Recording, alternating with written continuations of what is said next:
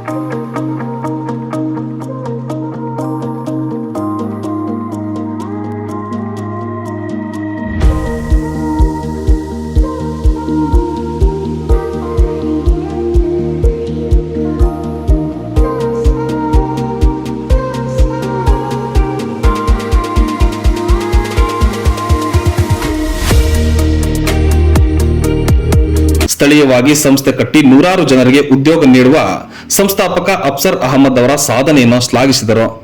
ನೂತನ ಕಚೇರಿಯ ಮೂಲಕ ಸಂಸ್ಥೆಗೆ ಮತ್ತಷ್ಟು ಯಶಸ್ಸು ಸಿಗಲಿ ಎಂದು ವಿಧಾನ ಪರಿಷತ್ ಸದಸ್ಯ ಸಿ.ಟಿ. ರವಿ ಅವರು ಶುಭ ಹಾರೈಸಿದರು. ಅಫ್ಸರ್ ಅಹಮದ್ ನಮ್ಮ ಚಿಕ್ಕಮಗಳೂರಿನ ಒಬ್ಬ ಕ್ರಿಯಾಶೀಲ ಯುವಕ.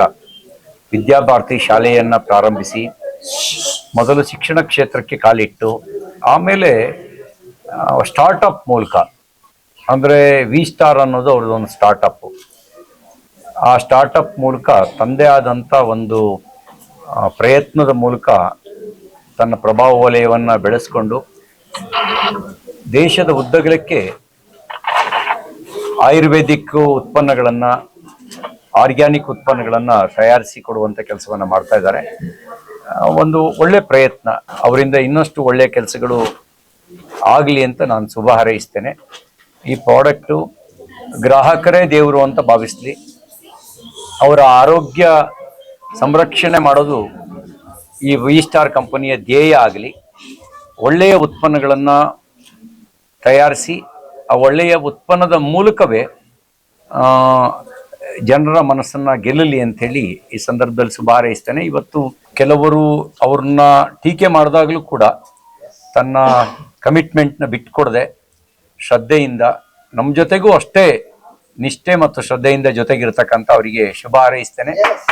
ಇವತ್ತು ಉದ್ಯಮಿ ಅಫ್ಸರ್ ಅಹಮದ್ ಮಾತನಾಡಿ, ರಾಸಾಯನಿಕ ಯುಕ್ತ ಆಹಾರ ಪದ್ಧತಿಯಿಂದ ಭಾರತೀಯರಲ್ಲಿ ರೋಗಗಳು ಹೆಚ್ಚಾಗುತ್ತಿದ್ದು ಜೀವಿತ ಅವಧಿ ಕುಸಿಯುತ್ತಿದೆ ಎಂಬ ಕಳಕಳಿಯಿಂದ 2019ರಲ್ಲಿ ಆಯುರ್ವೇದ ಆಧಾರಿತ ವಿ ಸ್ಟಾರ್ ವೆಲ್ನೆಸ್ ಸಂಸ್ಥೆಯನ್ನು ಹುಟ್ಟು ಹಾಕಲಾಯಿತು ಎಂದರು. ಚಿಕ್ಕಮಗಳೂರು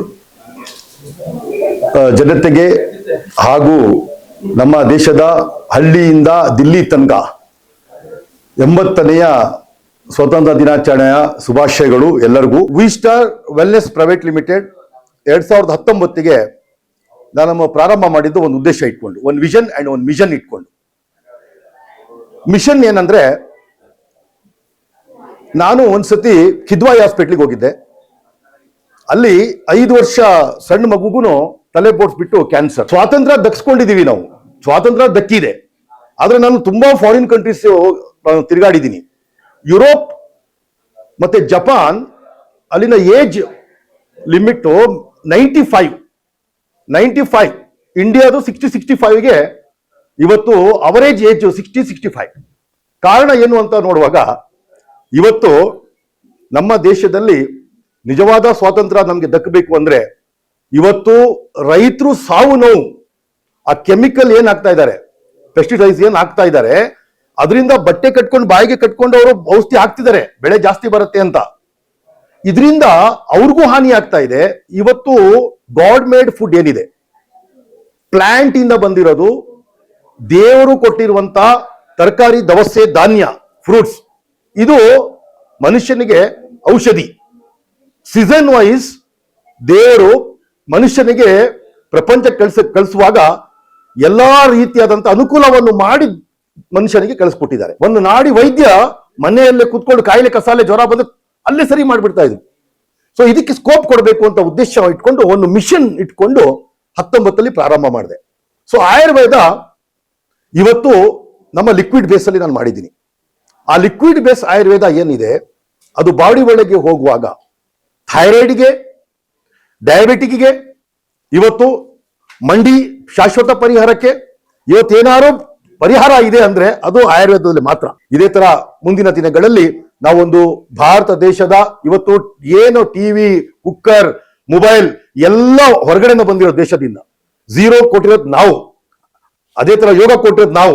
ಆಯುರ್ವೇದವನ್ನು ಪ್ರಪಂಚಕ್ಕೆ ಕೊಡಬೇಕು, ಭಾರತ ಗರಿಯನ್ನು ವಿಶ್ವ ಮಟ್ಟಕ್ಕೆ ನಾವು ತಗೊಂಡು ಹೋಗ್ಬೇಕು ಅನ್ನೋ ಉದ್ದೇಶದಿಂದ ಇದು ಪ್ರಾರಂಭ ಮಾಡಿದ ಅತ್ಯಂತ ಯಶಸ್ಸು ಸಿಕ್ಕಿದೆ.